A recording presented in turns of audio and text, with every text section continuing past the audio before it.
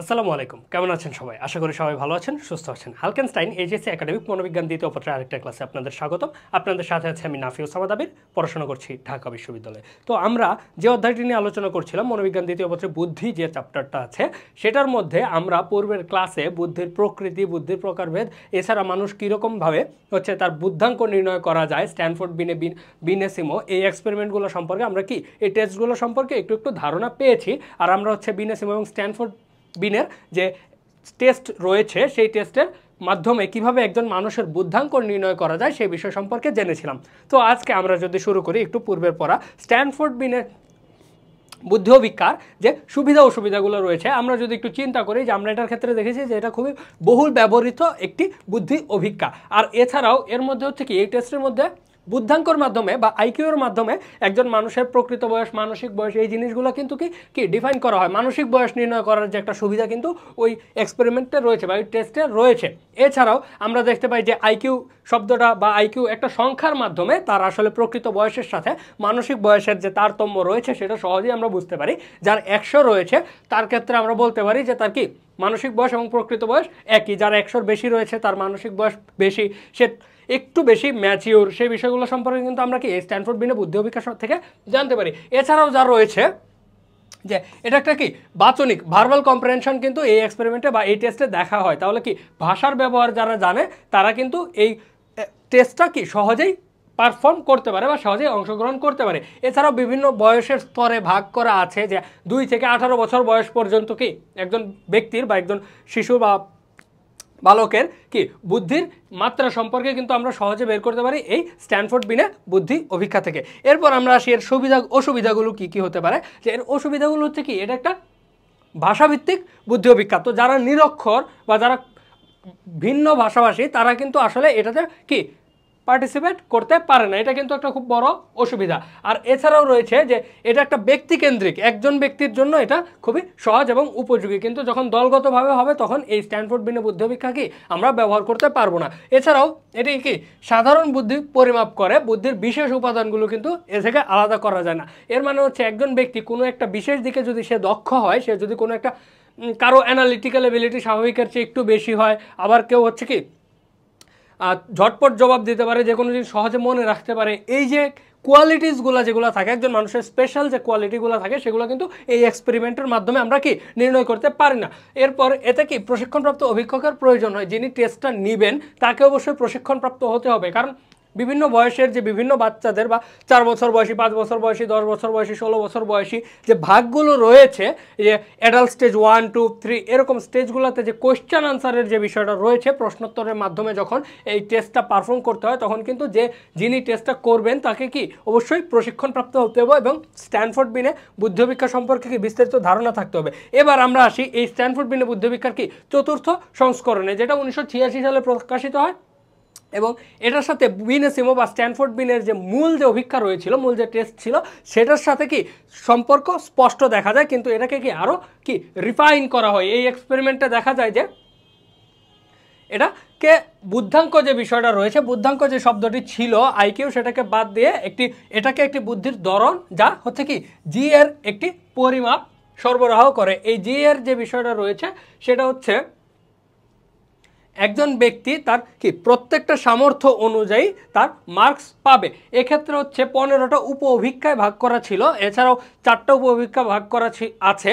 এটাতে বিভিন্ন রকমের, একজন সে ভাষাগত দিক থেকে কেমন, সে তার ম্যাথমেটিক্যাল অ্যাবিলিটি কেমন, তারপর সে ব্যক্তি প্রবলেম সলভিং অ্যাবিলিটি কেমন, এই যে তারপর অ্যাবস্ট্রাক্ট জিনিসগুলো অর্থাৎ শেপস, কালার্স এই জিনিসগুলো সে ধরতে পারে কিনা, ডিজাইন, জ্যামিতিক যে নকশাগুলো রয়েছে, এই সকল কিছুর ক্ষেত্রে সে আলাদা আলাদা মার্কস পাবে তার সাফল্যাঙ্কের উপর ভিত্তি করে। তারপর সেগুলো থেকে আমরা পাবো তার মানসিক একটা ধারণা, তার ইন্টেলেকচুয়াল যে ফাংশনিং রয়েছে, যে গণিত সম্পর্কীয় জ্ঞান, তারপর তার কথা বলার জ্ঞান। একজন ব্যক্তি সে গুছিয়ে কথা বলতে না পারলেও কিন্তু ম্যাথে ভালো হতে পারে, যেটা স্ট্যানফোর্ড বিনের পূর্বের এডিশনতে আমরা দেখা গেছিল শুধুমাত্র বাচনিক দিকগুলোতে ফোকাস করা হয়, কিন্তু এটার ক্ষেত্রে সে গাণিতিক সাফল্যাঙ্কের জন্য আলাদা মার্কস পাবে, এবং কি তার বাচনিক সামর্থ্যের জন্য সে আলাদা মার্কস পাবে, সাফল্যাঙ্ক পাবে। এই যে জিনিসটা এটা ভাগ করে কিন্তু এখানে দেওয়া হয়েছিল। তো এই প্রত্যেকটা কিন্তু আসলে একজন মানুষের বুদ্ধিমত্তা সম্পর্কে কি আরও ডিটেইলড নলেজ কিন্তু দেয়, যেটা হচ্ছে কি তার বুদ্ধিমত্তা বা বুদ্ধির মাত্রা পরিমাপের জন্য খুবই সহজ এবং উপযোগী হয়ে যায়। এরপর যদি আমরা আসি যে স্ট্যানফোর্ড বিনভিকার এই যে সাফল্যাঙ্ককে কি দ্বারা, স্পিয়ারম্যানের জি দ্বারা নির্দেশ করা হয়। আর এটাকে বলা হচ্ছে কম্পোজিট স্ট্যান্ডার্ড এজ স্কোর বা কম্পোজিট SAS সংক্ষেপে। তো এখন এটার দ্বিতীয় পর্যায়ে 4টি সামর্থ্য দেখা হয়। কি কি? বাচনিক দানা বাঁধা সামর্থ্য, অর্থাৎ তার ভাষার প্রয়োগটা কেমন, ভাষাগত দিক থেকে সে কেমন দক্ষ। এরপর পরিমাণবাচক, অর্থাৎ সে ম্যাথমেটিক্যাল দিকগুলোতে সে কেমন, তার কোয়ান্টিটি রিলেটেড যে জিনিসগুলো রয়েছে। এরপর তরল বিশ্লেষণ অ্যানালিটিক অ্যাবিলিটিগুলো তার কেমন, সেই বিষয়গুলো সম্পর্কে কিন্তু এক্ষেত্রে ধারণা নেওয়া হয়। এরপর স্বল্পস্থায়ী স্মৃতি সম্পর্কে আমরা মনোবিজ্ঞানে প্রথম পত্রের 5ম অধ্যায় শিক্ষণ ও স্মৃতিতে কিন্তু আমরা জেনেছি যে স্বল্পস্থায়ী স্মৃতি কি। তো তার স্বল্পস্থায়ী স্মৃতির উপরে কি আলাদা আলাদা। তো এরকম 4টা যে রয়েছে ধাপ, এই 4টা ধাপ অতিক্রম করার সময় তার কি এই 4টার জন্য প্রত্যেকটার জন্য সে একটা একটা আলাদা সাফল্যাঙ্ক কিন্তু পাবে। এছাড়াও এটাকে আরও 15টি উপভিক্ষা অর্থাৎ 15টা সাব টেস্টে ভাগ করা হয়েছে। এগুলোর উপরেও কি সে সাফল্যাঙ্ক পাবে। এই সবগুলো মিলে বিভিন্ন দিকে বা বিভিন্ন সেক্টরে তার বুদ্ধিমত্তা পর্যালোচনা করেই কিন্তু তার ওভারঅল মানসিক বুদ্ধি বা তার বুদ্ধির যে একটা বিষয়, সেই তার বুদ্ধির অবস্থা কেমন সেই বিষয় সম্পর্কে একটা মতামত দেওয়া। তো আমরা যদি একটু দেখি যে এই ভার্বাল জিনিসগুলো কী কী, আমরা সাধারণত হচ্ছে কি এই স্কুলের শিক্ষকের কাছ থেকে বা যে জিনিসগুলো শিখি, একটা ছোটোবেলা থেকে আমরা যে জিনিসগুলো শিখে আসি সেটার উপরে কিন্তু আমাদের কি বাচনিক বিচারটা বা ভার্বাল রিজনিংটা, যেমন এখানে শব্দ ভাণ্ডারের কথা বলা হয়েছে যে আমরা কি ছোটোবেলা থেকে কি নানান ধরনের শব্দ শুনি, নানান ধরনের দৃশ্য দেখি, সেগুলোকে ব্যাখ্যা করার জন্য কিন্তু আমাদের কি শব্দ দরকার পড়ে। যেমন এখানে হচ্ছে এই যে একটা লাল আমি দাগ দিলাম, এটা কিন্তু বলার জন্য আমাকে লাল শব্দটা জানতে হচ্ছে, দাগের কথা জানতে হচ্ছে। আমার হাতে যেই পেন রয়েছে এটা সম্পর্কে কিন্তু আমাকে শব্দ দ্বারাই কিন্তু প্রকাশ করতে হচ্ছে যে এটা একটা পেন। তাহলে আমরা যে বস্তুগুলো ছোটো বয়সের ছবি দেখি, পরবর্তী বয়সে সেগুলো পর্যায়ে পরীক্ষকের কথা শুনে সেগুলো কিন্তু কি আমরা সংজ্ঞা দিতে পারি। এই যে শব্দগুলোর যে সংজ্ঞা, এই সংজ্ঞাগুলো হচ্ছে কি এই ভার্বাল রিজনিংয়ের মধ্যে দেখা হয় যে আমাদের ভোকাবুলারি কতটা স্ট্রং। এরপর আসে বোধ শক্তি, অর্থাৎ কেন এবং কিভাবে বিমূর্ত ধারণা প্রত্যেক জীবনের সাথে মিলে যায় তার কারণ সহ প্রশ্নের উত্তর দাও। যেমন একটি কম্পিউটার কি এবং কিভাবে এটি ব্যবহার করা হয়, যে এই স্মার্ট পেনটা কি, এটা কিভাবে ব্যবহার করা হয়। এই যে কোয়েশ্চেনগুলো আমরা কিন্তু পাই যে তার কি বোধ শক্তি কীরকম, সে জিনিসগুলো ভালো করে বলতে পারতে সে কিনা, এক্সপ্লেন করতে পারতেছে কিনা। তারপর অসঙ্গতি, যেমন কোনো একটা জিনিস অ্যাবসার্ড যদি থাকে, যেটা হচ্ছে ফর এক্সাম্পল, এটা যদি আমি একটা এক্সাম্পল দিই, যেমন হচ্ছে ধরা যাক এখানে একটা চতুর্ভুজ, তারপরে এখানে হচ্ছে একটা ট্রাপিজিয়াম বা হচ্ছে কি একটা রম্বস, এর পাশে যদি আমরা হচ্ছে একটা বৃত্ত এঁকে রাখি, তাহলে কিন্তু বোঝা যাচ্ছে যে এগুলো কি কোণ আছে। কিন্তু এটার ক্ষেত্রে কি সম্পূর্ণ রাউন্ড, যেহেতু 360 ডিগ্রি যদিও ধরা যায়, কিন্তু এটার ক্ষেত্রে আমরা বলতে পারি যে এগুলোর মধ্যে হচ্ছে কি এটা অসঙ্গতিপূর্ণ। এই যে এরকম অসঙ্গতিগুলো বের করতে পারতেছি কিনা এই টেস্টের মধ্যে কি এই জিনিসগুলো দেখা হয়।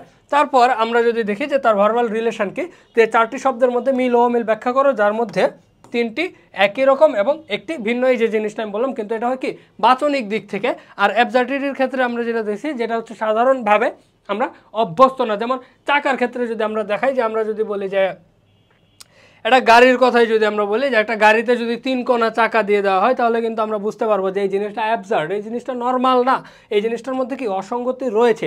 এই জিনিসগুলো হচ্ছে কি এই বাচনিক বিচারের মধ্যে কিন্তু আমরা দেখতে পাই। এরপরে আমরা আসি যে পরিমাণবাচক যে বিচার যেটা রয়েছে, কোয়ান্টিটেটিভ রিজনিং যেটা রয়েছে, সেটার ক্ষেত্রে কি এটার ক্ষেত্রে এই যে গাণিতিক সমস্যা সমাধান করা হয়, গণনা করা থেকে গুণ ও ভাগের সাহায্যে কি জটিল সমস্যা সমাধানের জন্য দেওয়া হয়। তারপর সংখ্যার সারি, একটি সংখ্যার সারি সম্পূর্ণ করা, যেমন 2, 4, 6, তার মানে এখানে কি বেজোড় সংখ্যাগুলো যাচ্ছে, তাহলে এটার ক্ষেত্রে হবে 8, 10।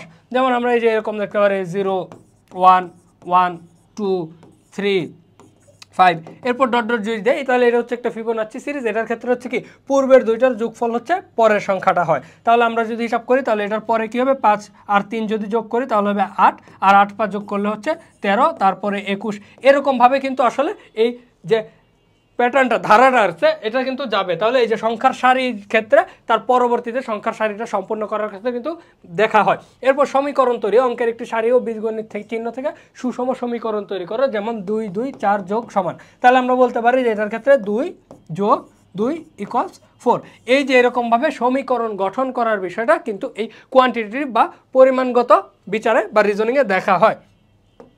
এরপর যদি আমরা আসি তরল বিশ্লেষণধর্মী সামর্থ্যগুলোর ক্ষেত্রে তা কী করা হয়, তাহলে হচ্ছে এই যে প্যাটার্ন মিল করার বিষয়টা কিন্তু দেখা যায় যে একটা নকশার ব্লক দেখে জটিল প্যাটার্নে ক্রমশ সাজানো, তারপর বিভিন্ন আকার আকৃতি মিল করা এই জিনিসগুলা, তারপর হচ্ছে নকল করা, একটা ডিজাইন জ্যামিতিক নকশা দিয়ে দেওয়া হবে, সেটাকে কি কমপ্লিটলি নকল করতে হবে, অনুলিপি আঁকতে হবে বা পুনরায় ওটাকে আবার এঁকে দেখাতে হবে।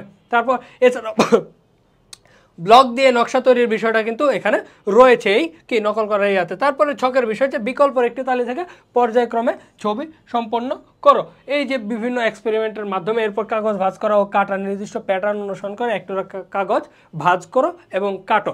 তাহলে এরকমভাবে কিন্তু তাকে অ্যাবস্ট্রাক্ট বা ভিজুয়াল রিজনিংটা চেক করা হয়ে থাকে।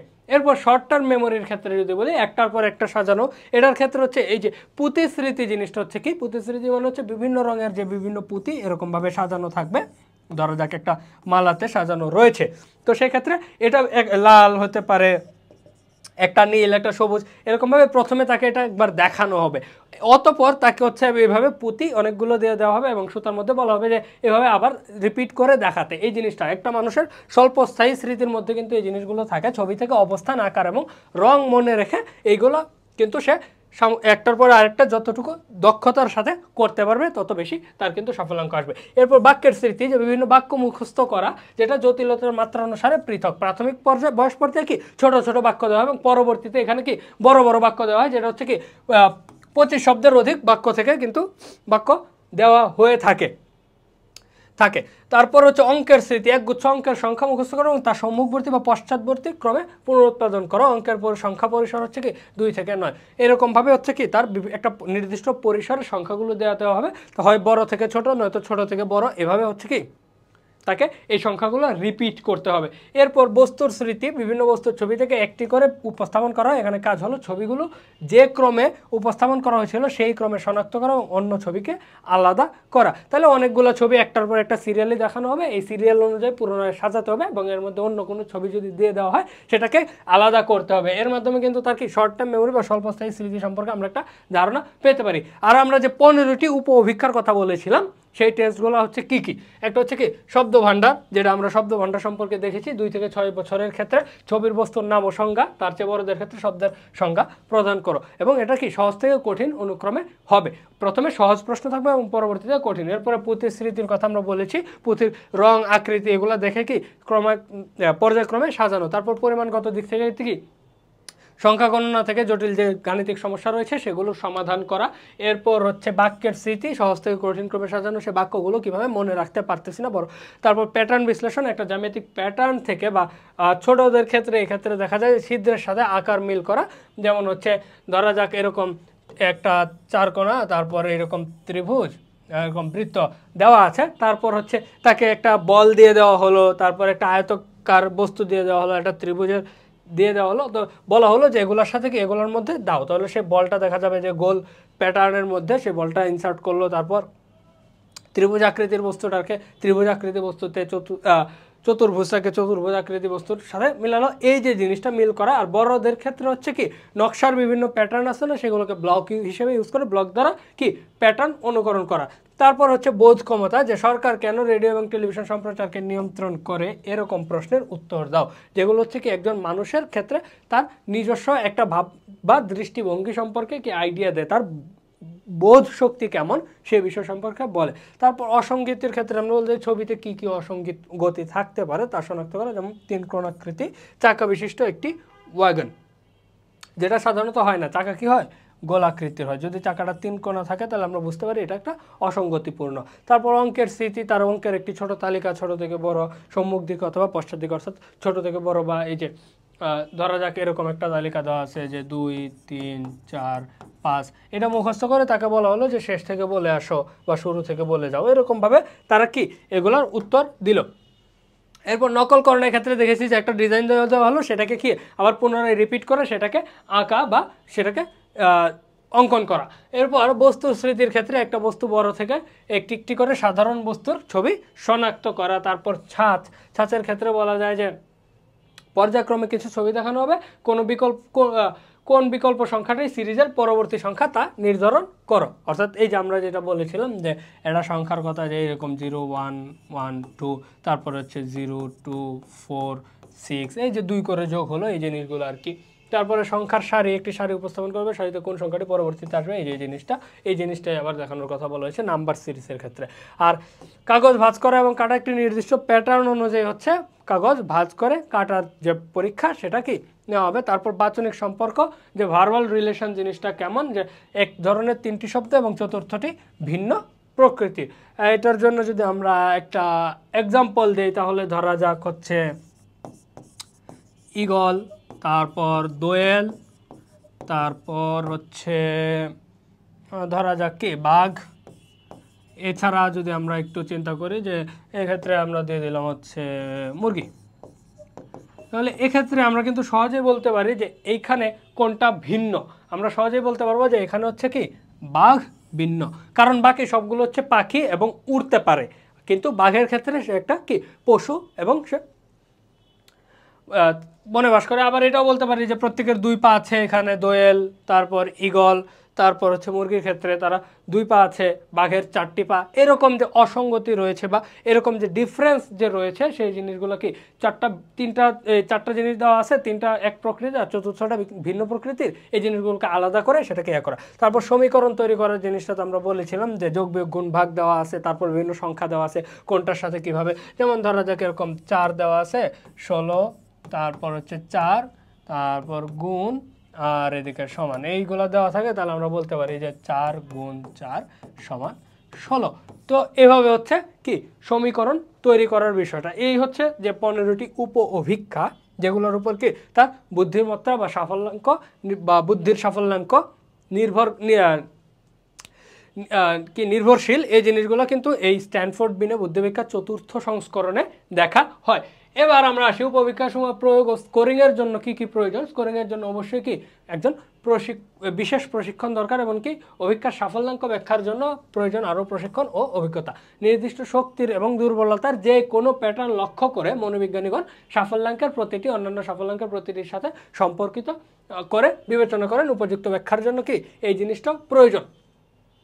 তো এই জিনিসটা প্রকাশ করা হয় সাধারণত হচ্ছে কি লেখচিত্রের মাধ্যমে। একজন ব্যক্তি তার বুদ্ধিমত্তা কীরকম রয়েছে, তার বুদ্ধি কীরকম রয়েছে, সেটা কি এই টেস্টগুলোর মাধ্যমে দেখা যায়। তাহলে বলা যায় যে ধরা যাক যে এখানে একটা উদাহরণ যে দেওয়া আছে, উদাহরণটা যদি আমরা একটু পড়ি। স্ট্যানফোর্ড বিন উপবীক্ষার প্রতিটি সাফল্যাঙ্ক প্রায় 50 হলে তা দানা বাঁধা সামর্থ্যের, তরল বিশ্লেষণধর্মী সামর্থ্যের এবং স্বল্পস্থায়ী স্মৃতি স্কেলের উপর গড় সাফল্যাঙ্ক কি নির্দেশ করে। তাহলে তার সকলগুলোর গড় কিন্তু নির্ভর করে এই প্রত্যেকটা উপবীক্ষা যখন সে পার্টিসিপেট করবে সেগুলোর উপরে। তাহলে এক্ষেত্রে যত বেশি উপবীক্ষা সমূহে তার পারফরমেন্স আমরা যেরকম পাবো, তার বুদ্ধির মাত্রার যে সাফল্যাঙ্ক সেটাও কিন্তু বের করতে পারবো। আর এগুলো হচ্ছে কি গড় হিসেবে পরিমাপ করা হবে। এরপর আমরা যদি আসি পরবর্তীতে আরেকটা বুদ্ধি অভিক্ষা, ওয়েক্সলার বুদ্ধি অভিক্ষা। এটাতে আসলে কি হয়, আর এটা হচ্ছে মনোবিজ্ঞানী কি ডেভিড ওয়েক্সলার বয়স্কদের বুদ্ধি পরিমাপের জন্য 1939 সালে প্রকাশ করেন। আর এটার আরেকটা সংস্করণ 1955 সালে কিন্তু আসলে এই অভিজ্ঞতাটির আরেকটা সংস্করণ বের করা হয়। আর এটার ক্ষেত্রে যে ওয়েক্সলার অ্যাডাল্ট ইন্টেলিজেন্স স্কেল, এটা কি বয়স্কদের জন্য, যেহেতু যা সংক্ষেপে WAIS নামে পরিচিত, এটার জন্য কি আবার এই মাধ্যমে হচ্ছে কি বুদ্ধি অভিক্ষা বয়স্কদের জন্য। আর শিশুদের জন্য যেটা ছিল সেটা হচ্ছে ওয়েক্সলার ইন্টেলিজেন্স স্কেল ফর চিলড্রেন বা সংক্ষেপে WISC। আর এটা হচ্ছে ওয়েক্সলার pre school and primary scale of intelligence, সংক্ষেপে WPPS। তো ওয়েক্সলারের এই যে বুদ্ধি অভিক্ষাটা ছিল সেটা কিন্তু প্রাথমিকভাবে প্রাপ্তবয়স্কদের জন্য হলেও পরবর্তীতে 2টা ভার্সন বের করা হয়, যেগুলো কি ছোট বাচ্চাদের জন্য। তো আমরা আসি প্রাপ্তবয়স্কদের জন্য যেটা বের করা হয়েছিল টেস্টটা, সেটা ছিল 11টা সাব টেস্ট ছিল। তো এর মধ্যে এই 11টাকে আবার 2 ভাগে ভাগ করা হয়, একটা হচ্ছে ভাষাগত এবং আরেকটা কর্ম সম্পাদনমূলক। একজন মানুষের বাচনিক যে অভিজ্ঞতা বা বাচনিক বিশ্লেষণ সেটার উপর ডিপেন্ড করে একটা ছিল, আরেকটা ছিল কি তার যে কর্ম সম্পাদনের যে এবিলিটি, তার যে কাজগুলো যে করে সেগুলোর উপর ডিপেন্ড করে আরেকটা ছিল। এবার আমরা আসি যে তার ভাষাগত যেটা ছিল ভার্বাল স্কেল সেটাকে হচ্ছে কি 6টা ভাগে ভাগ করা হয়েছিল কি কি। এটা হচ্ছে সাধারণ তথ্য, এটাতে কোয়েশ্চেন ছিল হচ্ছে কি 25টা। তাহলে একজন প্রাপ্তবয়স্ক মানুষ যে বিষয়গুলো জানা দরকার সেগুলোর উপর ডিপেন্ড করে এই প্রশ্নগুলো কি তৈরি করা হয়েছিল, সে এগুলোর উত্তর দিতে পারতেছে কিনা সেটাই এই ভাষাগত বা ভাষাগত মানের যে ভার্বাল স্কেলের এই সাধারণ তথ্যগুলোর মধ্যে এটা চেক করা হতো। তারপর সাধারণ বোধশক্তি অর্থাৎ তার কম্প্রিহেনসিভ এবিলিটিটা কতটুকু, এটার ক্ষেত্রে 10টা প্রশ্ন ছিল, এই 10টা প্রশ্নকে উত্তর দিতে হবে। এবং গাণিতিক যুক্তির ক্ষেত্রে হচ্ছে গণিত সম্পর্কীয় 20টা প্রশ্ন উত্তর দিতে হবে, যেগুলো কাগজ কলমের সাহায্য ছাড়াই কি মুখে মুখে উত্তর করতে হতো। এরপর সাদৃশ্য, টোটাল প্রশ্ন ছিল কি 12টি এবং প্রতিটি বিষয় 2টি বিষয়ের উল্লেখ রয়েছে। পরীক্ষার্থীর কাজ হলো বিষয় 2টির মধ্যে কি সাদৃশ্য নির্ণয় করা। যেমন আমরা একটু আগে পড়েছিলাম যে মুরগি, দোয়েল, বাঘ, তারপর হচ্ছে কি ঈগল। এই যে এখানে যদি 2টা দেওয়া থাকতো যে ঈগল আর দোয়েল, তাহলে তাদের মধ্যে কি কি সাদৃশ্য রয়েছে এই জিনিসগুলো আসলে বের করতে হবে এই যে এই ওয়েক্সলার বুদ্ধি অভিজ্ঞা। তারপর শব্দার্থ, এখানে 42টি কি শব্দ ছিল, শব্দগুলো সহজ থেকে কঠিনভাবে সাহায্য তাকে মৌখিকভাবে সবগুলোর উত্তর দিতে হবে, শব্দের অর্থগুলো সে জানে কিনা বলতে পারে কিনা। এরপর সংখ্যা পরিসরের ক্ষেত্রে 3 থেকে 9 পর্যন্ত যে কোনো সংখ্যা পরীক্ষার্থীকে মৌখিকভাবে বলা হয় এবং তাকে এগুলো সঠিকভাবে বা উল্টোভাবে বলতে বলা হয়। এর মাধ্যমে তার কি স্মৃতির পরিসর পরিমাপ করা হয়, যে তার স্মৃতির রেঞ্জটা আসলে কতটুকু, সে কতটুকু মনে রাখতে পারতেছে। এরপর কর্ম সম্পাদনমূলক যে মানক রয়েছে বা পারফরমেন্স স্কেলের উপরে যে রয়েছে, এটার মধ্যে ছিল 5টা অভিক্ষা। যেমন ছবি পূরণ করা, যেমন অভিক্ষায় 15টি ছবি দেখানো হয়, প্রতিটি ছবিতে একটি অসম্পূর্ণ অংশ থাকে, ওই ইনকমপ্লিট অংশটা সে কমপ্লিট করতে পারতেছে কিনা। যদি আমরা এই যে এখানে দেখি যে এটার ক্ষেত্রে আমরা সহজেই বলতে পারি যে এখানে এরকম আরেকটা রয়েছে, তো এটা এই 4 কোণা একটা শেপ রয়েছে যেটা দ্বারা আমরা কি এই ছবিটাকে পূর্ণ করতে পারি। তো এরকম 15টা ছবি দেখাতে হতো তার কর্ম সম্পাদন বা তার যে পারফরমেন্স সেটা ঠিকঠাক আছে কিনা এই জিনিসটা সম্পর্কে ধারণা নেওয়ার জন্য। এরপর ছবি সাজানো, এলোমেলোভাবে ছবি দেওয়া থাকতো কতগুলো, সেগুলো সাজানোর জন্য দেওয়া হতো। যেমন এটার ক্ষেত্রে আমরা এই 2 নম্বরটা যদি দেখি, যে সহজে বলতে পারি যে কীভাবে সে প্রথমে এটা নিয়ে আসবে, তারপরে হচ্ছে এটাতে করবে, সেখান থেকে একটা অংশ তুলে নিয়ে যাবে। তাহলে আমরা বলতে পারি এটা 1 হবে, এটা হবে 2 এবং এটা হবে কি 3। তো এরকমভাবে ছবিগুলো সাজাতে পারছে কিনা সেটা হচ্ছে কি এই কর্ম সম্পাদনটা সে ঠিক মতো করতে পারতেছে কিনা সেটা কিন্তু দেখা হতো। তারপরে হচ্ছে কি ব্লক ডিজাইন, একটা নকশা দিয়ে দেওয়া হলো, এই নকশার মতো করে আরেকটা নকশা কি সে তৈরি করতে পারতেছে কি না, এরকমভাবে আর কি দেওয়া হতো। তো এই যে নকশাগুলো তৈরি করতে পারার এবিলিটিটা তার মধ্যে আছে কি না এই জিনিসগুলো, তারপরে এইগুলো হচ্ছে কি এই যে এরকম রং করে দেওয়া, তো এই জিনিসটাই কি তার অনুকরণ করতে পারতেছে কিনা, সে পুনরায় আঁকতে পারতেছে কিনা ডিজাইনটা।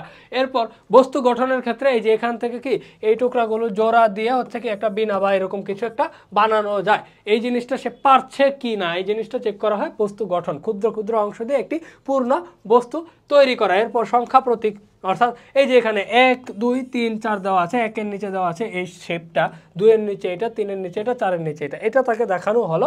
তারপরে এই যে এরকম 1 4 3 2-এর কথা দেওয়া হলো, তাহলে আমরা বলতে পারি 2-এ ছিল হচ্ছে কি বক্স, 4-এ ছিল হচ্ছে কি একটু গাঢ় রঙের যেটা ছিল, আর গাঢ় রংটা এরকম ধরা যাক এই যে গাঢ় যেটা ছিল সেটা। তারপর 1-এর ক্ষেত্রে ছিল হচ্ছে যে হালকা যেটা ছিল সেটা, 3-এর ক্ষেত্রে একটা ত্রিভুজ, এরকমভাবে তার কি প্রত্যেকটা তার দেখা যে প্রতীকটির নাম বলতে পারে কি না, সে সেগুলোকে সাজাতে পারে কি না, কত নাম্বারে কোন প্রতীকটা ছিল সেই জিনিসটা সে ব্যাখ্যা করতে পারতেছে কিনা, এই জিনিসগুলো আসলে তার দেখা হতো। তো এভাবে হচ্ছে এই যে 11টা উপ অভিক্ষা, এর মধ্যে আবার কি 9টা প্রতীক রয়েছে, এই 9টা প্রতীক দিয়ে কিন্তু এটা পরীক্ষা হতো। এই যে 11টা উপ অভিক্ষা, সেগুলোর মাধ্যমে কি তার বুদ্ধির বা বুদ্ধাঙ্ক বা তার বুদ্ধির মাত্রাটা পরিমাপ করা হতো, যে তার বুদ্ধির মাত্রা কীরকম। এরপরে এই টেস্টের মধ্যে আসলে কি কি জিনিস রয়েছে, যেমন দেখা যাক যে প্রত্যেকটা উপভোক্তার ফল কি পৃথকভাবে নির্ণয় করা যায়, তার যে এখানে যে সংখ্যা প্রতীক ব্যবহারের এবং বস্তু গঠনের, তাহলে কোনটার এবিলিটি কতটুকু, সে কোনটায় কতটুকু দক্ষ সেই জিনিসটা কিন্তু কি আলাদা আলাদা পরিমাপ করা যায়। তো সে কোন জিনিসটায় সে বেশি দক্ষ সেটা কিন্তু সহজে বোঝা যায় যে বিশেষ কোন ক্ষমতাটা তার রয়েছে।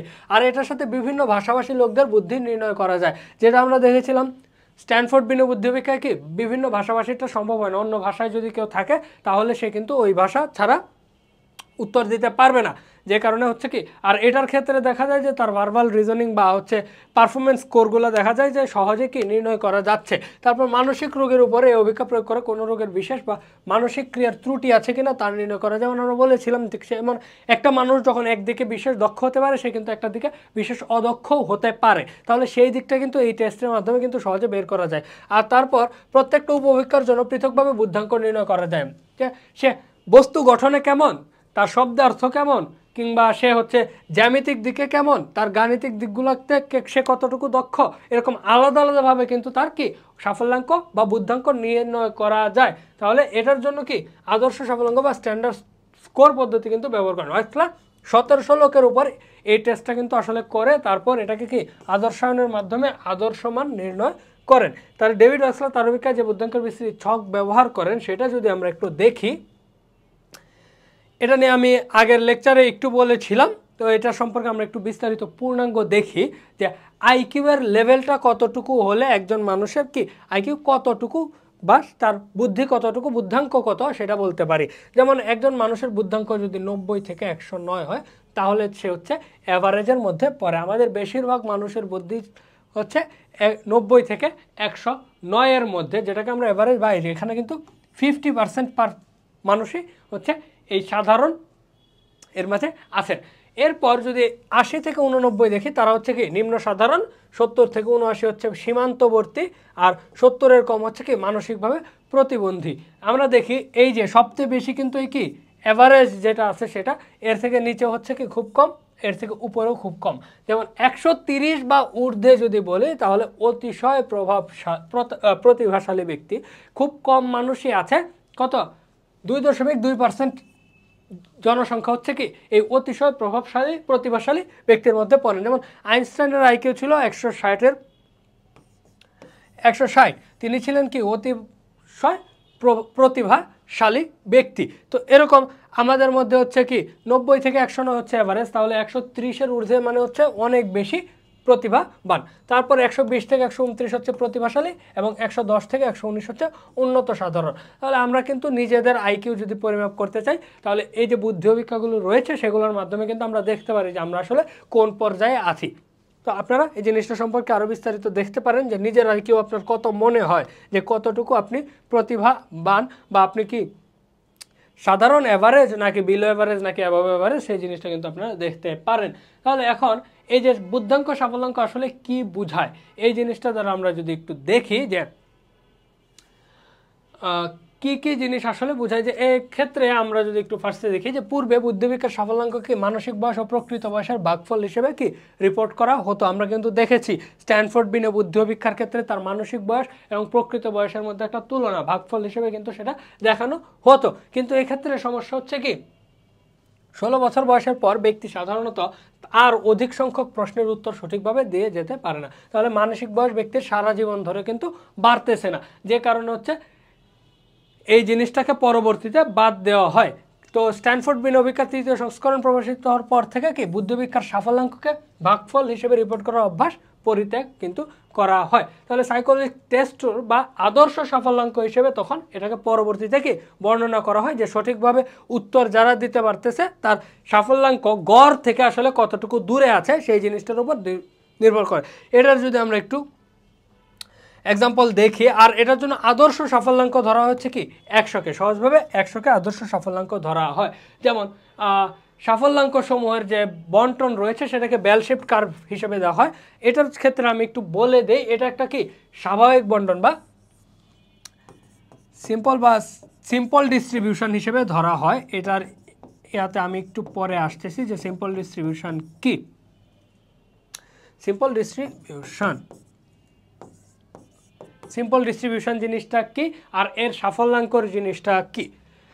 তো এখন এই যে আইকিউ টেস্ট করা হতো, এর বুদ্ধিবিজ্ঞার যে টেস্টের যে মার্কটা একজন ব্যক্তি পেত সেটাকে ডিপেন্ড করতে হচ্ছে তার কি আদর্শ সাফল্যাঙ্ক বা আদর্শ বিচ্যুতির সাথে তুলনা করা হতো। আদর্শ বিচ্যুতি এই শব্দটা আপনারা একটু মার্ক করবেন, পরিমাপের একক হিসেবে কি আদর্শ বিচ্যুতি পরিমাপ করা হতো কি প্রাথমিক সাফল্যাঙ্ককে আদর্শ সাফল্যাঙ্কে রূপান্তরিত করার জন্য।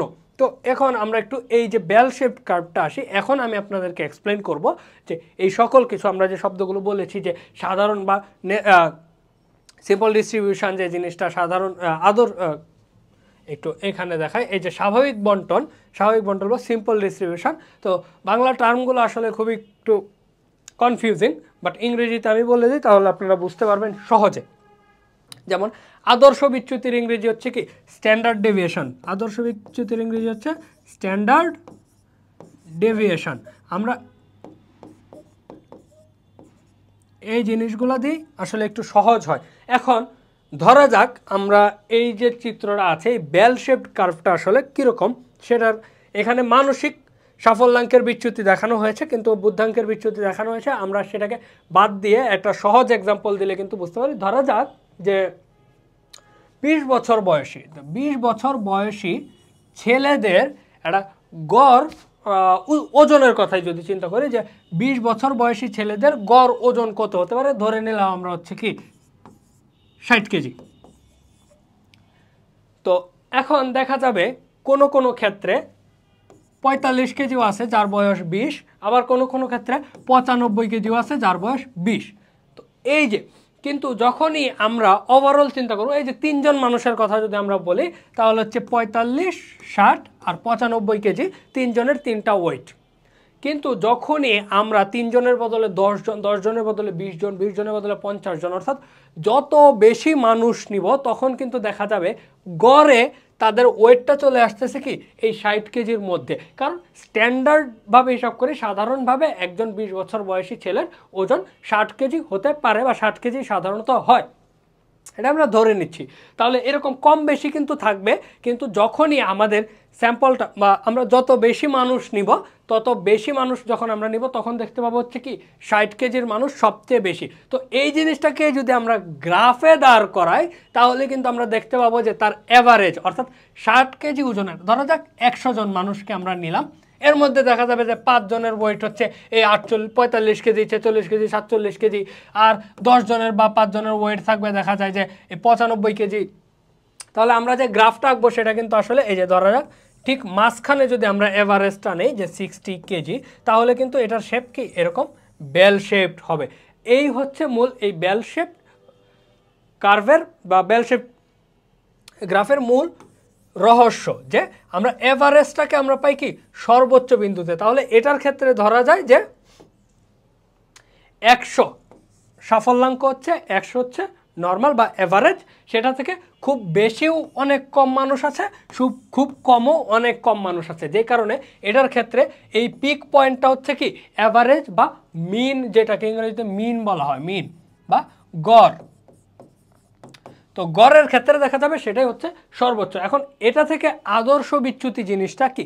আদর্শ বিচ্যুতি বা স্ট্যান্ডার্ড ডেভিয়েশন জিনিসটা হচ্ছে যে একজন ব্যক্তি ধরা যাক, এটার জন্য আমরা একটা এক্সপেরিমেন্ট বা টেস্ট আমরা বলতে পারি যে এইরকম, এই যে ওয়েটের যদি আমরা বলি যে দেখা যাবে যে একজন মানুষের গড় ওজন হচ্ছে কি 60 কেজি হলো। তো এখন 60 কেজি থেকে বেশি বা 60 কেজি থেকে কম সেটা ঠিক কতটুকু মাত্রার মধ্যে আছে বা কতটুকুর মধ্যে আছে সেটার মধ্যেই কিন্তু আসলে ধরা যাক এইটার ক্ষেত্রে এখন আমরা এই এক্সাম্পলটা আসি, ওয়েটের এক্সাম্পলটা যদি বাদ দেই যে তাদের কি 100 হচ্ছে অ্যাভারেজ আইকিউ আমরা ধরলাম, তাহলে দেখা যাবে যে এই যে এই পর্যন্ত বা এই কোণা পর্যন্ত বা এই পর্যন্ত কিন্তু কি প্রত্যেকটা মানুষেরই কি একটা বিচ্যুতি রয়েছে, যে এটা থেকে একটা নির্দিষ্ট পার্সেন্টেজ হচ্ছে ওইদিকে, একটা নির্দিষ্ট পার্সেন্টেজ এইদিকে।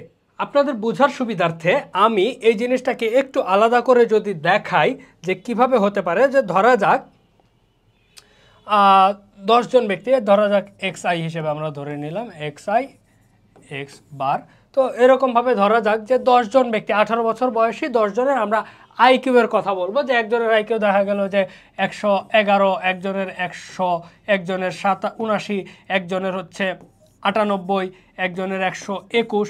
ধরা যাক এরকম আমরা 5 জনের কথাই বলি যে 5 জনের দেওয়া আছে। তাহলে আমাদেরকে প্রথমে যেটা করতে হবে এদের সবার গড়টা বের করে ফেলতে হবে। গড়ের ক্ষেত্রে আমরা জানি যে summation of xi divided by n, অর্থাৎ এখানে আমাদের যে টোটাল 5 জন রয়েছে তাদের সবগুলোর যোগফল করে যদি আমরা 5 দিয়ে ভাগ করে দিই তাহলে কিন্তু আমরা বের করে ফেলতে পারবো তাদের গড়। তাহলে এরকম একটা গড় কিন্তু আমরা পাবো।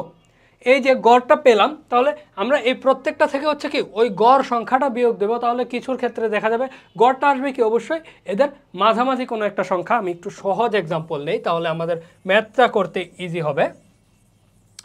ধরা যাক যে হ্যাঁ এক্স আই এক্স বার, তাহলে ধরা যাক যে আমরা নিলাম হচ্ছে 1 2 3 4 5, এরকম 5 জনের কথা নিলাম, 1 2 3 4 5। তাহলে এটার অ্যাভারেজ কত হবে? যে 5 আর 4 9 3 12 আর 2 হচ্ছে কত 12, তাহলে অ্যাভারেজ হচ্ছে এখানে 3। তাহলে প্রত্যেক ক্ষেত্রে হচ্ছে অ্যাভারেজ 3।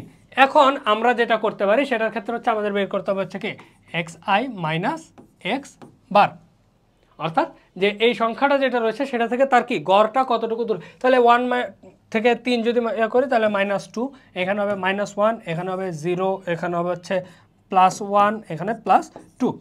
এরপর এটাকে আমরা যদি স্ট্যান্ডার্ড ডেভিয়েশন আদর্শ বিচ্যুতির কথা যদি আমরা বলি, আদর্শ বিচ্যুতি যদি বের করতে হয় তাহলে আদর্শ বিচ্যুতির ফর্মুলা হচ্ছে, এই জিনিসটা হচ্ছে আপনাদের প্রয়োজন নেই কিন্তু করতে হবে না, আমি আপনাদের বোঝার সুবিধার্থে এই জিনিসটা আমি এক্সাম্পল হিসেবে দিয়ে দিচ্ছি, যাতে হচ্ছে কি আপনারা আদর্শ বিচ্যুতি কি, তারপর হচ্ছে তাদের বুদ্ধাঙ্কের যে সাফল্যাঙ্কের যে বিষয়টা রয়েছে সেই বিষয়গুলো যেন কনফিউজ না হয়ে যান, আর কোনটা স্বাভাবিক বন্টন জিনিসটা কি সেগুলোর ক্ষেত্রে যেন আপনারা কনফিউজ না হয়ে যান।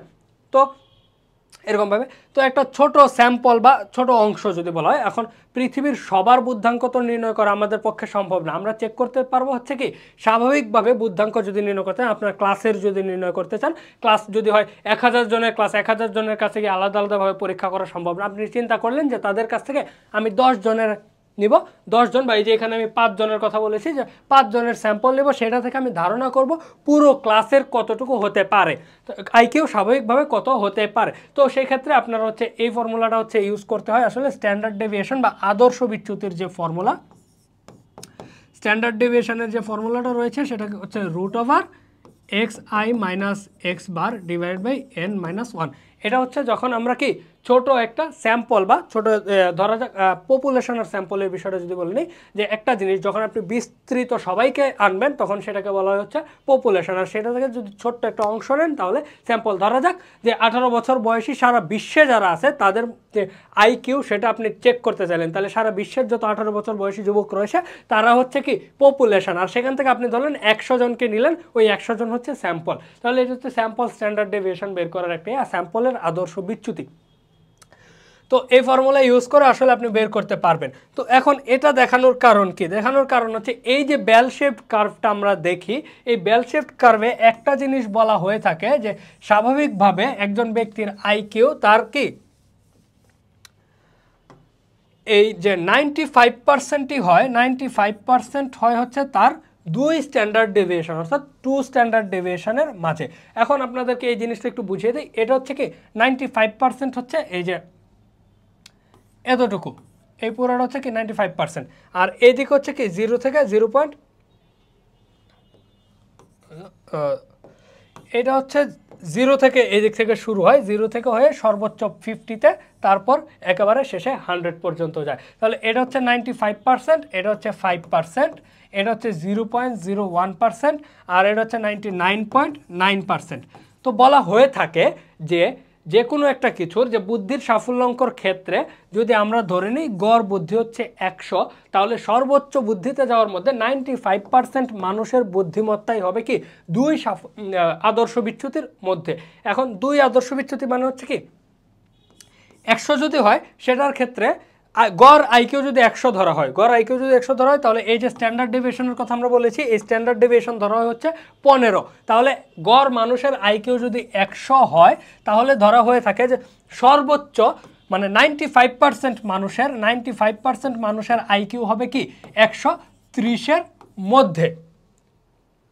আর মানসিক প্রতিবন্ধিতার ক্ষেত্রে দেখা যাবে যে 95% লোয়েস্ট এন্ডে যদি দেখো, অর্থাৎ 5% থাকবে যারা থাকবে হচ্ছে কি 70-এর নিচে থাকবে, আর কি 95%-এর মধ্যেই হয়ে যাবে কি ওই 130 থেকে কি 70 পর্যন্ত যে আইকিউ রয়েছে সেই সম্পূর্ণটা। আর হাইয়েস্ট ওই যে 99.9 পর্যন্ত থাকবে খুবই অল্প, আর 0.01 পর্যন্ত খুব অল্প সংখ্যক মানুষ থাকবে। আশা করি আপনারা বুঝতে পেরেছেন। যদি বুঝতে না পারেন তাহলেও সমস্যা নেই, আমি আরও ডিটেইলড এই জিনিসটা আলোচনা করছি। তাহলে তাদেরকে যখন এখন থেকে আপনারা একটু ক্লিয়ারলি ভালোভাবে, যারা বুঝতে পারেননি তারা একটু ভালোভাবে মনোযোগ দিয়ে শুনুন যে গড় বুদ্ধি যদি 100 ধরা হয় গড় বুদ্ধাঙ্ক, আর আদর্শ বিচ্যুতি অর্থাৎ স্ট্যান্ডার্ড ডিভিয়েশন ধরা হয় 15। তাহলে আমরা এই যে চার্টটা শুরুতে দেখেছিলাম, সেটার মধ্যে কিন্তু আমরা দেখেছি যে গড় ধরা হচ্ছে কত 90 থেকে 109 পর্যন্ত। আর দেখেন 130 বা তার উপরে, 130 বা তার ঊর্ধ্বে যেটা রয়েছে সেটা কিন্তু কি ধরা হচ্ছে 2.2%। তার মানে 95%-এরই কিন্তু আসলে এইটুকুর মধ্যেই রয়ে গিয়েছে। তো এদের এই কারণে হচ্ছে কি আদর্শ বিচ্যুতি ধরা হয় 15। আর 100 জন মানুষ, ধরা যাক 100 জন মানুষের আইকিউ সম্পর্কে আমরা জানব। আমরা ধরে নিলাম এই 100 জন মানুষের গড় বুদ্ধি হচ্ছে 100, আর তাদের আদর্শ বিচ্যুতি হচ্ছে কি 15। তাহলে সহজ কথায় বলতে গেলে এই 100 জনের মধ্যে 95 জনের বুদ্ধি হবে কি 70 থেকে 130-এর মধ্যে। এটাই হচ্ছে বেসিক আইডিয়া। যারা আপনারা স্ট্যান্ডার্ড ডেভিয়েশনের ম্যাথটা বুঝতে পারেননি অসুবিধা নাই, এই জিনিসটা মনে রাখবেন যে 100 জনের গড় আইকিউ যদি 100 হয় তাহলে এর মধ্যে 95 জনের আইকিউই হবে 70 থেকে 130-এর মধ্যে।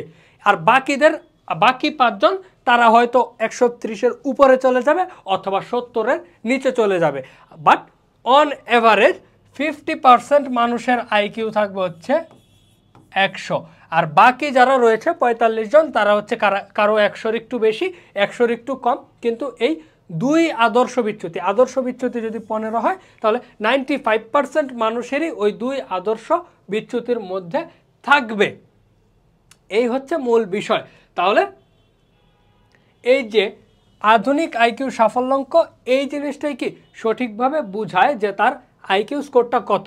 আর এই যে জিনিসগুলো আমরা যখন পরিমাপ করব সেটা হচ্ছে কি এজ ওয়াইজ ভাগ করব। একজন 12 বছরের শিশুর সাথে 12 বছরের সকলকেই তুলনা করব, 18 বছরের ক্ষেত্রে 18 বছরের সকলকে তুলনা করব। আর শিশুরা যেহেতু বড় হয় তাহলে সেই হারে কিন্তু কি নিয়ম অনুযায়ী আইকিউ সাফল্যাঙ্ক বাড়ে না। স্পষ্টতই বয়স বাড়ার সাথে সাথে শিশুরা অধিক বুদ্ধিমান হয়, তাহলে তাদের আইকিউ সাফল্যাঙ্ক কিন্তু অপরিবর্তিত থাকে যদি না তাদের দলের মধ্যে কি একটা তুলনামূলক পরিবর্তন ঘটে। তাহলে এই জিনিসটাই হচ্ছে কি আমাদের এখন আমি আশা করি আপনারা হচ্ছে বেল শেপড কার্ভের যে আইকিউ এর যে টেস্টটা সেটা সম্পর্কে বুঝতে পেরেছেন।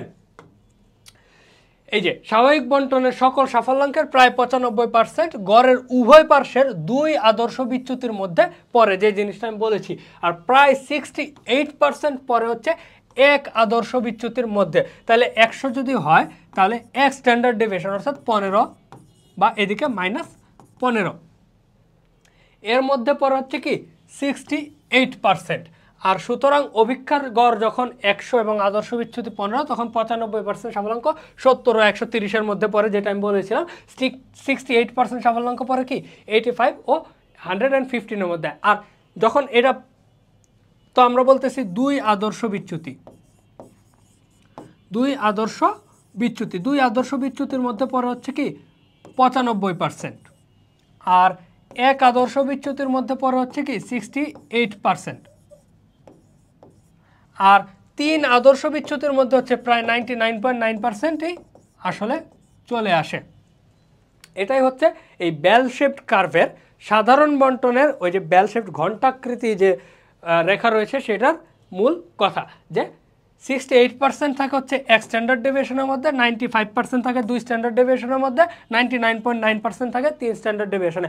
আপনারা চাইলে 10 জন বা 20 জনের গ্রুপ করে এটা এক্সপেরিমেন্টটা করতে পারেন, সেটা আপনারা ওয়েটের ক্ষেত্রে করতে পারেন। শুধু ধরে নিতে হবে যে ওটা কি bell shaped curve. Bell shaped curve ধরে আপনারা ওই যে আমি যে ফর্মুলাটা দেখেছিলাম স্ট্যান্ডার্ড ডেভিয়েশনের জন্য সেটা ফলো করে আসলে বের করতে পারবেন তাদের গড় এবং কি গড়ের আদর্শ বিচ্যুতিগুলো নিয়ে। তো এক্ষেত্রে এটাই বলা হয়ে থাকে এই যে ডেভিয়েশন আইকিউ স্কোরস, যেটা আমি বলেছি স্ট্যান্ডার্ড ডেভিয়েশন। তো পার্সেন্টাইল স্কোরের ক্ষেত্রে রূপান্তরের বিষয়টা যদি আমরা বলি, পার্সেন্টাইল জিনিসটা কি যেটাতে আমাদের অ্যাভারেজ থাকে সেটা হচ্ছে 50%, আর যেটা সর্বোচ্চ থাকে এরকমভাবে আর কি, যে 4টা পার্সেন্টাইলে ভাগ করা হয় 25, এটা হচ্ছে পার্সেন্টেজের হিসাবে আর কি, যে 25, তারপর হচ্ছে 50, 75 আর 100% আর কি, অর্থাৎ সবগুলোই আর কি। মার্কের ক্ষেত্রে আমরা যেরকম দেখি 100-তে 25 পাওয়া, 100-তে 50 পাওয়া, এই জিনিসটাই আর কি, যে শতমিক বা এটাকে 100%-এ বা পার্সেন্টেজে কনভার্ট করে নেওয়াটা আর কি, এই সামঞ্জস্য জিনিসটাকে। আর এভাবেই হচ্ছে আপনারা চাইলে বুদ্ধির যে অভিজ্ঞতা রয়েছে সেটার মধ্যে মানুষের আইকিউ এর যে বিভিন্ন স্টেজ রয়েছে, সেটা তার আইকিউ এর মাত্রাটা একটা গ্রুপের মধ্যে সর্বোচ্চ বুদ্ধিমান এবং সর্বনিম্ন বুদ্ধিমানের মধ্যে যে তাদের যে পার্থক্য, সেই জিনিসটা কিন্তু সহজেই বুঝতে পারেন যে ডাটাটা কীরকমভাবে ছড়িয়ে আছে। এবার আসি আমরা দলগত বুদ্ধি অভিজ্ঞতার ক্ষেত্রে। দলগত বুদ্ধি অভিজ্ঞতার জন্য দুইটা অভিজ্ঞতা আছে, একটা হচ্ছে আর্মি আলফা আর একটা হচ্ছে আর্মি বিটা। আর আর্মি আলফা করা হয়েছিল লিখতে ও পড়তে যারা জানে তাদের জন্য, আর আর্মি বিটা করা হয়েছিল শুধুমাত্র যারা কি উদ্বাস্তু ও বহিরাগত, অর্থাৎ যারা লিখতে জানে না বা কিছু একটা। তো এদের ক্ষেত্রে যে টেস্টটা রয়েছে সেটা সম্পর্কে যদি আমরা একটু দেখি, যে দলগতভাবে আর কি, আগেরগুলো আমরা যেগুলো পড়েছি এগুলো হচ্ছে কি ব্যক্তিকেন্দ্রিক, একজন ব্যক্তির আইকিউ নির্ণয়ের ক্ষেত্রে। আর বাট আর্মি আলফা আর আর্মি বিটার ক্ষেত্রে আমরা হচ্ছে কি দলগতভাবে দেখবো যে একজন দলগতভাবে কীরকম। আচ্ছা, এখন স্কুল কলেজের ক্ষেত্রে আমরা স্যাটের কথা কিন্তু শুনেছি, স্কলাস্টিক অ্যাপটিটিউড টেস্ট, যেটা সংক্ষেপে স্যাট হিসেবে পরিচিত, সেটাকে কিন্তু হচ্ছে কি করা হয়, দলগতভাবে করা হয়, দলগত অভিজ্ঞতা। আবার হচ্ছে কি প্রথম মজুদের পর ব্যবসা ও শিল্প ক্ষেত্রে বুদ্ধিমান সম্ভাবনা প্রার্থী বাছাইয়ের ক্ষেত্রে যে সারা জাগানো অভিজ্ঞতা ছিল সেটা হচ্ছে কি ওটিস অভিজ্ঞতা। আর সাম্প্রতিককালে ওটিস দলগত অভিজ্ঞতার শেষ সংস্করণ হচ্ছে ওটিস ল্যানন মানসিক সামর্থ্য অভিজ্ঞতা। তো এরকম দলগত অভিজ্ঞতা কিন্তু অনেক আগে থেকেই চলে আসতেছে। সেগুলোর ক্ষেত্রে এখন আর্মি আলফা এবং আর্মি বিটা সম্পর্কে যদি আমরা একটু দেখি, যে আর্মি আলফা অভিজ্ঞতা হচ্ছে কি কয়েকটা স্টেজে হচ্ছে উপ অভিজ্ঞতা রয়েছে, সেগুলোকে অংশগ্রহণ করতে হয়। এর মধ্যে 2 থেকে 6 পর্যন্ত, অর্থাৎ এই যে 5টা রয়েছে, এই 5টার ক্ষেত্রে হচ্ছে কি লিখতে হয়, আর বাকিগুলো হচ্ছে কি টিক চিহ্নর মাধ্যমে দেখতে হয়। তো এখান থেকে মৌখিক নির্দেশ, গাণিতিক সমস্যা, প্রয়োগমূলক বিচারকরণ, সমার্থক বিপরীতার্থক শব্দ, অবিন্যস্ত বাক্য, সংখ্যা সারি সম্পূর্ণকরণ, সম্পর্ক স্থাপন, সাধারণ তথ্য, এই যে জিনিসগুলো, এই যে 8টা পরীক্ষা, এই 8টা পরীক্ষা কিন্তু কি দিতে হতো। এবার আসি আমরা এই যে আর্মি আলফা অভিজ্ঞতার কয়েকটা এক্সাম্পল সম্পর্কে। এর মধ্যে বিষণ্ণের সাথে অন্ধকারের যে সম্পর্ক, প্রফুল্লর সাথে তার কি সম্পর্ক। এখন আমরা এখান থেকে উত্তরটা যদি বের করি, যে হাসি উজ্জ্বল বাড়ি বিমর্ষ, তাহলে বিষণ্ণর সাথে হচ্ছে প্রফুল্ল, তাহলে দুঃখিত, বিষণ্ণর সাথে অন্ধকার, তাহলে প্রফুল্লর সাথে, তাহলে বিষণ্ণ যদি প্রফুল্ল হয় তাহলে অন্ধকারের বিপরীত শব্দ যেটা, সেটা অন্ধকারের বিপরীত শব্দ কি উজ্জ্বল, তাহলে এটার কারেক্ট আনসার হচ্ছে এটা। তো এরকমভাবে হচ্ছে কি এক্সপেরিমেন্টগুলো করা হয়। তারপরে হচ্ছে একটি মোটর গাড়ির চেয়ে রেলগাড়ি থামানো শক্ত, তার কারণে এই যে 3টা অপশন দেওয়া আছে, সেগুলোর মধ্যে আপনার যেটা সঠিক উত্তর মনে হয় সেটাতে টিক দিলেন। তারপর হচ্ছে যদি 5.5 টন গাছের ছালের মূল্য $33 হয়, তাহলে 3.5 টনের মূল্য কত, আমরা 1 টনের বের করে তারপর হচ্ছে কি হিসাব করে দিতে পারি। নিচের কোন শব্দের জোড়ার অর্থ একই রকম বা প্রায় একই রকম হয়, তাহলে সমান শব্দটির নিচে, আর যদি বিপরীত বা প্রায় বিপরীত হয় তাহলে বিপরীত শব্দটির নিচে দাগ দাও। যেমন দেখা যাক ব্যাপক সীমাবদ্ধ, তাহলে ব্যাপক আর সীমাবদ্ধ, ব্যাপক মানে যার বিস্তৃতি অনেক, সীমাবদ্ধ হচ্ছে কি যেটা স্বল্প জায়গায়, তাহলে এটা হচ্ছে কি বিপরীত। এরপর মুগ্ধ করা আকৃষ্ট করা, দুইটা একই রকম, তাহলে এটা হচ্ছে কি সমান। নিহিত গুপ্ত, তার মানে যেটা কি ভিতরে থাকে বা গুপ্ত থাকে সেটা হচ্ছে কি এটাও সমান। তারপর উপহাস করা বিদ্রুপ করা, তাহলে এটাও সমান, একই অর্থ যেহেতু প্রকাশ করে। তো ঠিক এভাবেই হচ্ছে আসলে এই টেস্টটা করা হয়ে থাকে। তারপরে আমরা যদি আসি এখানে যে শব্দগুলো ঠিকমতো সাজিয়ে একটি অর্থপূর্ণ বাক্য তৈরি করো, এবং সেটা যদি সত্য হয় তাহলে সত্য কথাটির নিচে, আর যদি মিথ্যা হয় তাহলে মিথ্যা কথাটির নিচে দাগ দাও। তাহলে আমরা যদি একটা যে অসতর্ক ব্যক্তি কখনো বিপদে পড়ে না, এই জিনিসটা যদি আমরা একটু দেখি, যে তাহলে অসতর্ক ব্যক্তি কখনো বিপদে পড়ে না, তাহলে অসতর্ক ব্যক্তি কি আসলে বিপদে পড়ে নাকি সতর্ক ব্যক্তি বিপদ থেকে বেঁচে থাকে? কে বেঁচে থাকে? আর সাধারণত অসতর্ক ব্যক্তি কিন্তু বিপদে পড়ে, তাহলে এটা হচ্ছে কি মিথ্যা, আমরা মিথ্যাতে দাগ দেব। ঠিক এভাবে হচ্ছে এই এক্সপেরিমেন্টটা করা হয়। আর এই আর্মি বিটা অভিজ্ঞতা যদি আমরা এখন দেখি, যে আর্মি বিটা অভিজ্ঞতা ছিল কি ভাষা বর্জিত দলগত বুদ্ধি অভিজ্ঞতা, কারণ আমরা বলছি এটা উদ্বাস্তু এবং কি বাস্তু আরাধের জন্য করা হয়েছিল। তো এটার ক্ষেত্রে কোনো ভাষার প্রয়োজন ছিল না, শুধুমাত্র প্যাটার্ন বা জিনিসগুলো দিয়েই আসলে হাত পা নেড়ে ব্ল্যাকবোর্ডে উদাহরণ দিয়ে অঙ্গভঙ্গি করে নির্দেশ সময় অভিজ্ঞতাদের বুঝিয়ে দেন। আর ভাষার ব্যবহার এক্ষেত্রে কি বর্জন করা হয়ে থাকে। তো এটার ক্ষেত্রে এই যে দাদা মেজ কমপ্লিট করা, যে কোনো মেজ এঁকে দেওয়া হবে, এই যে এই মেজটা থেকে কীভাবে বের হতে হবে সেই জিনিসটা কি মানুষকে বের করতে হবে, এটার জন্য ভাষা বর্জন করতে হবে। তাহলে এক্স থেকে ও সিরিজ, এক্স এবং ও দিয়ে তৈরি একটি সারি সম্পন্ন করা। তারপর সংখ্যা প্রতীক ডিজিট সিম্বল, যে সূত্রানুসারে কি একটি নির্দিষ্ট সংখ্যার সাথে প্রতীক বসানো, এটার একটা এক্সাম্পল কিন্তু আমরা আগেও দেখেছি। তারপর সংখ্যা যাচাইকরণ, এরপর ছবি সম্পূর্ণকরণ, একটা ছবি একে ইনকমপ্লিট একটা ছবিকে কমপ্লিট করা। তারপর জ্যামিতীয় অক্ষণ, যে বিভিন্ন বর্গাকৃতি চিত্রের ভিতরে রেখা এঁকে কীভাবে চিত্রের অংশগুলো জুড়ে দিয়ে বর্গটি তৈরি করা যায়, এগুলো কিন্তু কি আর্মি বিটা অভিজ্ঞায় কিন্তু করা হতো। আর এটা কি স্বল্প সময় এবং সীমাবদ্ধভাবেই কি এই টেস্টটা করা হতো। আর এই জিনিসটা ডিপেন্ড করে কিসের, একজন যে টেস্টটা অংশগ্রহণ করেছে তার কি নির্ভুলতা, তারপর তার দ্রুত, সে কত দ্রুত আর সে কত দ্রুত রিয়েলাইজ করতে পারতেছে, এই সবগুলো বিষয়ের উপরে কিন্তু নির্ভর করতো এটার মধ্যে তার কতটুকু সাফল্য রয়েছে। এই যে আমরা মেজের কথা বলেছি, তারপরে হচ্ছে যে এখানে কয়টা করে কিউব আছে, তারপর এই যে এখানে 4টা 3টা 2টা 1টা, তাহলে 4টা 3টা 2টা 1টা, তাহলে আমরা আবার ইয়ে করবো যে 4টা ক্রস 3টা গোল 2টা ক্রস 1টা 0, এই যে এরকমভাবে হচ্ছে কি কমপ্লিট করা। তারপর এই যে ব্লকগুলো গুনে কয়টা কিউব রয়েছে সেগুলো বের করা, এই মেজ থেকে বের হওয়া, এটাই কিন্তু আসলে কি আর্মি বিটা অভিজ্ঞার মূল বৈশিষ্ট্য। এভাবেই কিন্তু আসলে করা হতো। এবার আমরা যদি আসি যে ব্যক্তিভিত্তিক বুদ্ধি অভিজ্ঞা এবং দলগত বুদ্ধি অভিজ্ঞার মধ্যে কী কী পার্থক্য রয়েছে, তাহলে ব্যক্তিভিত্তিক বুদ্ধি অভিজ্ঞা প্রত্যেক ব্যক্তির উপর কি পৃথকভাবে পরিচালনা করা হয়, কিন্তু দলগত হচ্ছে একটা দলের সাথে করা হয়। এরপর যোগাযোগের বিষয়টা যদি আমরা বলি, যে অভিজ্ঞক কি সরাসরি যোগাযোগ করে থাকে, কিন্তু দলগত অভিজ্ঞা কি অভিজ্ঞতার সাথে কি অভিজ্ঞক সরাসরি যোগাযোগ করেন না। তো ফলাফলের ক্ষেত্রে একজনের ব্যক্তিগত বুদ্ধি অভিজ্ঞা যেহেতু, তাহলে কি দ্রুত ফলাফল পাওয়া যায়, দলগতর ক্ষেত্রে একটু নির্ভরযোগ্যতার ক্ষেত্রে দলগত বুদ্ধি অভিজ্ঞার তুলনায় কি ব্যক্তিভিত্তিক বুদ্ধি অভিজ্ঞার ফলাফল বেশি নির্ভরযোগ্য, যেহেতু একজন ব্যক্তি সম্পর্কে অ্যাজ এ গ্রুপ কিন্তু আমরা অনেক কাজই সহজে করে ফেলতে পারি, একা দিলে করতে পারি না। যেমন একটা অ্যাসাইনমেন্ট যদি দেওয়া হয়, 5 জনকে অ্যাসাইনমেন্ট দেওয়া হয়, দেখা যায় যে 2 জন কাজ করে, বাকি 3 জন কি কাজই করে না। কিন্তু যদি একজন করে দেওয়া হতো তাহলে দেখা যেত অ্যাসাইনমেন্টটা এত গোছানো ভালো হতো না। যে কারণে এই জিনিসটা হচ্ছে কি নির্ভরযোগ্যতা হচ্ছে কি যখন ব্যক্তিভিত্তিক। তারপর হচ্ছে পরিশ্রমের ক্ষেত্রে যখন পার্সনের যেটা হবে সেটার ক্ষেত্রে কি পরিশ্রম কি বেশি হবে, কিন্তু দলগতর ক্ষেত্রে একটা অভিজ্ঞতা কিন্তু সবাইকে দিয়ে দেওয়া হচ্ছে, সবাই ওটা পার্টিসিপেট করতেছে, কষ্ট কম হয়ে যায়। আবার সহযোগিতার ক্ষেত্রে ব্যক্তিভিত্তিক বুদ্ধি অভিজ্ঞা অভিজ্ঞতার কোনো সমস্যার সমাধানে ব্যর্থ হলে অভিজ্ঞক তাকে সহযোগিতা করতে পারেন, কিন্তু দলগতর ক্ষেত্রে কি কোনো সহযোগিতা করা সম্ভব হয় না। তাহলে এই ছিল হচ্ছে কি ব্যক্তিভিত্তিক আর হচ্ছে দলগত যে বুদ্ধি অভিজ্ঞা রয়েছে সেগুলোর পার্থক্য। এরপরে নম্বর প্রদানের ক্ষেত্রে নম্বর প্রদান কিন্তু তুলনামূলক সহজ হয়ে যায় হচ্ছে কি দলগততে।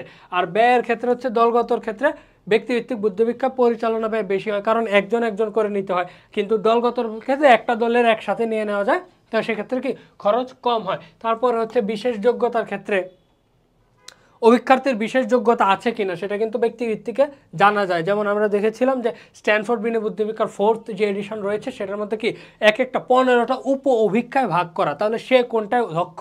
তারপর ওয়েক্সলারের ক্ষেত্রে আমরা দেখেছি যে সে আসলে কোনটায় দক্ষ সেটা আলাদা করে ডিফাইন করা যায়, বের করা যায়। কিন্তু দলগতের ক্ষেত্রে ওই যে 5 জনের অ্যাসাইনমেন্টের উদাহরণ দিলাম, 2 জন কাজ করলো কি না করলো সেটা বোঝাই যায় না, তো যে কারণে হচ্ছে কি ওটার ক্ষেত্রে তার কি বিশেষ যোগ্যতার বিষয়টা বের করা যায় না। দক্ষতার ক্ষেত্রে দলগত বুদ্ধি অভিজ্ঞা পরিচালনা অভিজ্ঞক খুব দক্ষ না হলেও চলে, কিন্তু ব্যক্তিভিত্তিকের ক্ষেত্রে যিনি টেস্টটা নেবেন তাকে হচ্ছে কি সম্পূর্ণ প্রশিক্ষণের সাথে কি এই জিনিসগুলো সম্পর্কে ভালো ধারণা থাকতে হবে, যে বুদ্ধি অভিজ্ঞাটা কীভাবে চালাতে হবে, কোন প্রশ্নের উত্তর দিলে তার বুদ্ধির মাত্রা কতটুকু, এই জিনিসগুলো সম্পর্কে যদি বিস্তারিত ধারণা থাকে তাহলে কিন্তু ব্যক্তিভিত্তিকটা অনেক মুশকিল হয়ে যায়।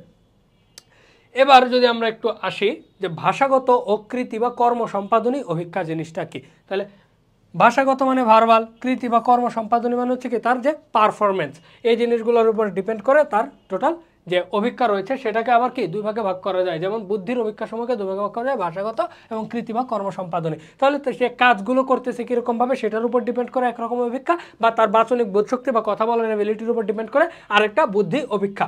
যেমন এখন যারা ভাষায় কথা বলতে পারে, বাক্য বাক্য অংশ বা বিভিন্ন প্রয়োগ করতে পারে, তাদের জন্য হচ্ছে কি ভাষাগত, আর কর্মসম্পাদনে যারা নিরক্ষর, যারা কথা বলতে পারে না বা শুনতে পারে না, এদের জন্য কি এই কর্মসম্পাদনিক বা অবাচনিক পরীক্ষাগুলো রয়েছে। তাহলে এই দুইটার মধ্যে যদি আমরা একটু পার্থক্যগুলো দেখি, তাহলে ভাষাগত বুদ্ধিবৃত্তি ঐক্যত লিখিত বা মৌখিকভাবে প্রশ্ন উত্তর দিকে থাকে, কিন্তু কৃতি অভিজ্ঞায় হাত ও পায়ের সাহায্যে সমস্যার সমাধান করে থাকে। ভাষাগতর ক্ষেত্রে হচ্ছে সংস্কৃতির প্রভাব মুক্ত নয়, কৃতি অভিজ্ঞা হচ্ছে কি সংস্কৃতির প্রভাব মুক্ত। এবার কৃতি অভিজ্ঞার ক্ষেত্রেও ব্যাপক, তা শিশু, নিরক্ষর, মুখ বধির, লেখাপড়া জানা সকলের ক্ষেত্রেই প্রযোজ্য, কিন্তু ভাষাগতর ক্ষেত্রে যারা লেখাপড়া জানে শুধুমাত্র কি তারাই পার্টিসিপেট করতে পারে। এরপর ভাষাগত বুদ্ধি অভিজ্ঞার যে সাফল্যাঙ্ক রয়েছে সেটা বুদ্ধাঙ্কর মাধ্যমে প্রকাশ করা হয়, কিন্তু কৃতি অভিজ্ঞায় অভিজ্ঞার্থীর বুদ্ধিপরভাবে আদর্শমান বা নর্ম ব্যবহার করা হয়, যেটা আমরা পূর্বে এক্সপেরিমেন্টে কিন্তু দেখেছি বা টেস্টে দেখেছি। ভাষাগত অভিজ্ঞা ব্যক্তিভিত্তিক হিসেবে, আর কর্ম সম্পাদন অভিজ্ঞা ব্যক্তিভিত্তিক ও দলগত উভয়ভাবেই করা যেতে পারে, যেমন আর্মি আলফা, আর্মি বিটা, এগুলোকে ব্যক্তিগত ভিত্তিকও করা যেতে পারে, কিন্তু আবার দলগতভাবেও করা যেতে পারে। কিন্তু ওয়েক্সলারের বুদ্ধি অভিজ্ঞা সেটা কি শুধুমাত্র একজন ব্যক্তির ক্ষেত্রে, দলের ক্ষেত্রে করা সম্ভব নয়। কর্ম সম্পাদনী বুদ্ধি অভিজ্ঞা অভিজ্ঞার্থীর সাফল্যাঙ্ক সময়ের ভিত্তিতে নিরূপণ করা হয়, অর্থাৎ তার সমস্যা সমাধানে কতটুকু সময় লাগতেছে, যত সময় কম লাগবে তার সাফল্যাঙ্ক তত বেশি। কিন্তু ভাষাগতর ক্ষেত্রে এরকম কোনো ব্যবস্থা নাই, দীর্ঘ সময় নিয়েও কিন্তু টেস্টটা করা যায়। এরপর আবেগজনিত দুর্বলতা ভাষাগত অভিজ্ঞায় প্রভাব ফেলতে পারে, কিন্তু কৃতি অভিজ্ঞতা কি কোনো প্রভাব ফেলে না। আবার ভাষাগত বুদ্ধি অভিজ্ঞায় অভিজ্ঞার্থীকে বিশেষ কোনো নির্দেশ না দিলে অসুবিধা হয় না, কিন্তু কর্ম সম্পাদনী অভিজ্ঞায় তাদেরকে কি বিশেষভাবে নির্দেশ দিতে হয়। তাহলে আমরা কিন্তু আজকে জানতে পারলাম হচ্ছে ওয়েক্সলার বুদ্ধি অভিজ্ঞা, তারপর হচ্ছে আর্মি আলফা বুদ্ধি অভিজ্ঞা, আর্মি বিটা বুদ্ধি অভিজ্ঞা, দলগত এবং ব্যক্তিকেন্দ্রিক যে বুদ্ধি অভিজ্ঞার যে পার্থক্য, তারপর ভাষাগত এবং কর্ম সম্পাদনিক যে বুদ্ধি অভিজ্ঞা রয়েছে সেগুলোর তো পার্থক্য এবং বৈশিষ্ট্য সম্পর্কে কিন্তু জানতে পেরেছি। তাহলে এই ছিল আমাদের আজকের আলোচনা। সবাই ভালো থাকবেন, সুস্থ থাকবেন, ধন্যবাদ।